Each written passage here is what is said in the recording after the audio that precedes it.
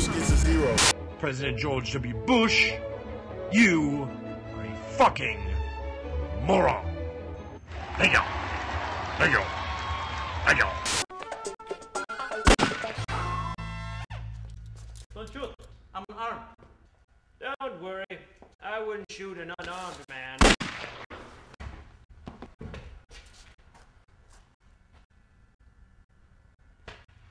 Go get a beer. From ABC News Election Headquarters, this is World News with Charles Gibson. Good evening. In schools, community centers, firehouses, libraries, and courthouses across the country today, Americans are expressing their collective will. It is being done peacefully. It is being done enthusiastically. It is being done in what appears to be record numbers. Two of those who voted early today were Barack Obama in Chicago and John McCain in Phoenix. Diane Sawyer, George Stephanopoulos, and I will be here through the night to report on the results, presidential, Senate, House, and governors. This will be an exciting night. It has already been an exciting day.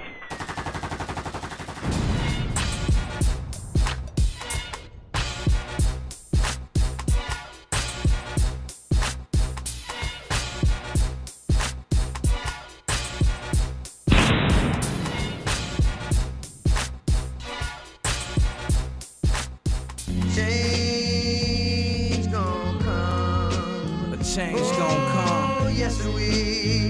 Yes it will. That's right. A change gotta come now. Running for the end zone, about to score a touchdown. Trying to rise about the shot in a rush now. I'm getting tired of gang signs and bust downs. With a 3-leaf clover, try your luck now. Money, clothes, I want it all at once now. No guts, no glory. I know you heard the story again and again. It's time to win. Forget the losses we had over the years. All of the blood, all of the sweat, all of the tears. There have been only minor glitches reported so far. Optical scanners broke down at a few polling stations in Florida. An Atlanta precinct was forced to use paper ballots when machines went down.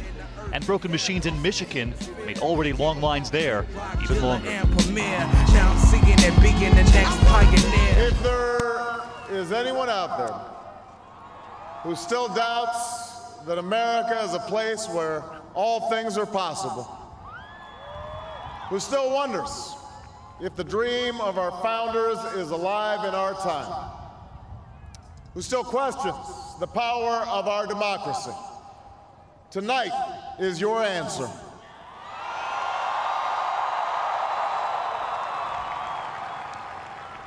It's the answer told by lines that stretched around schools and churches in numbers this nation has never seen, by people who waited 3 hours and 4 hours, many for the first time in their lives, because they believed that this time must be different, that their voices could be that difference.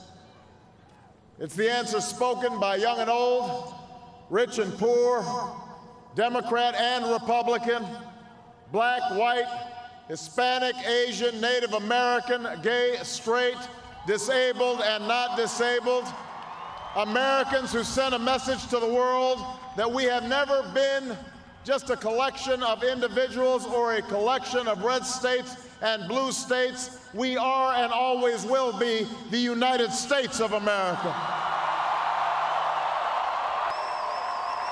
For even as we celebrate tonight, we know the challenges that tomorrow will bring are the greatest of our lifetime. 2 wars, a planet in peril, the worst financial crisis in a century. Even as we stand here tonight, we know there are brave Americans waking up in the deserts of Iraq and the mountains of Afghanistan to risk their lives for us. There are mothers and fathers who will lie awake after their children fall asleep and wonder how they'll make the mortgage, or pay their doctor's bills, or save enough for their child's college education. There's new energy to harness, new jobs to be created, new schools to build, and threats to meet, alliances to repair. The road ahead will be long. Our climb will be steep. We may not get there in 1 year or even in 1 term, but America, I have never been more hopeful than I am tonight that we will get there. I promise you, we as a people will get there.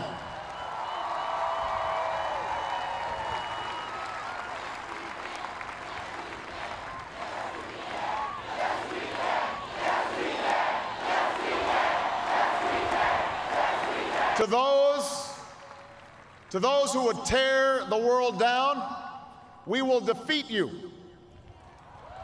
To those who seek peace and security, we support you. And to all those who have wondered if America's beacon still burns as bright, tonight we proved once more that the true strength of our nation comes not from the might of our arms or the scale of our wealth, but from the enduring power of our ideals: democracy, liberty, opportunity, and unyielding hope.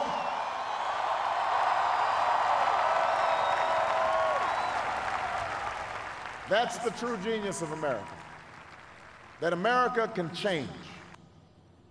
Our union can be perfected. And what we've already achieved gives us hope for what we can and must achieve tomorrow. This election had many firsts and many stories that will be told for generations, but one that's on my mind tonight is about a woman who cast her ballot in Atlanta. She is a lot like the millions of others who stood in line to make their voice heard in this election, except for one thing. Ann Nixon Cooper is 106 years old.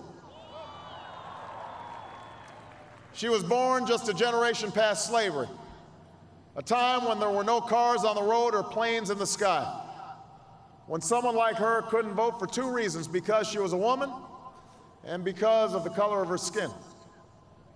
And tonight, I think about all that she's seen throughout her century in America: the heartache and the hope, the struggle and the progress, the times we were told that we can't, and the people who pressed on with that American creed: yes, we can.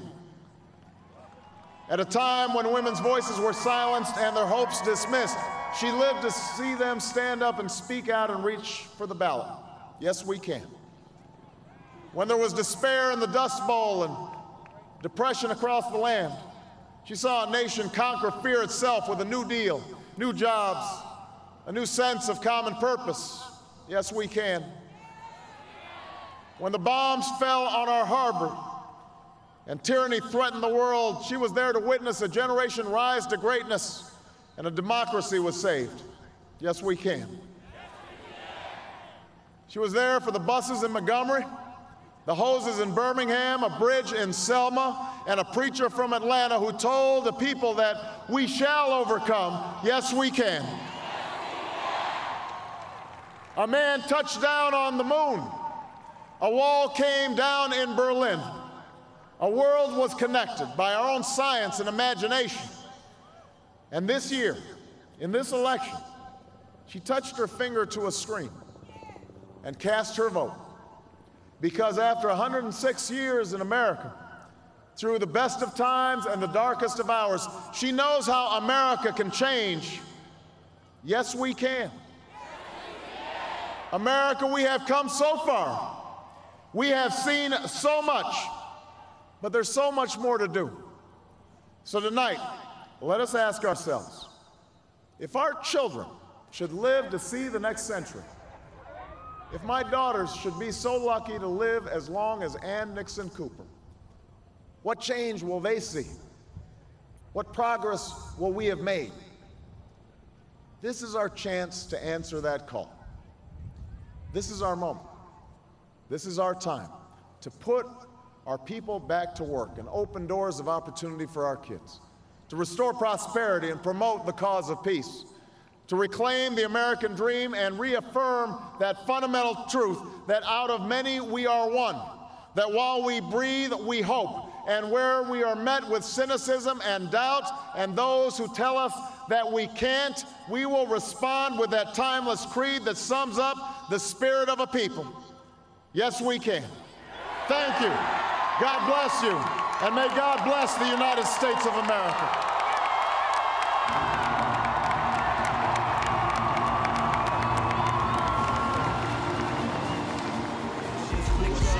That this race was won, but hip-hop don't stop. Yo, a change gon' come somehow, some way, somewhere, someday. Yeah, get back to the real high, back to the bill.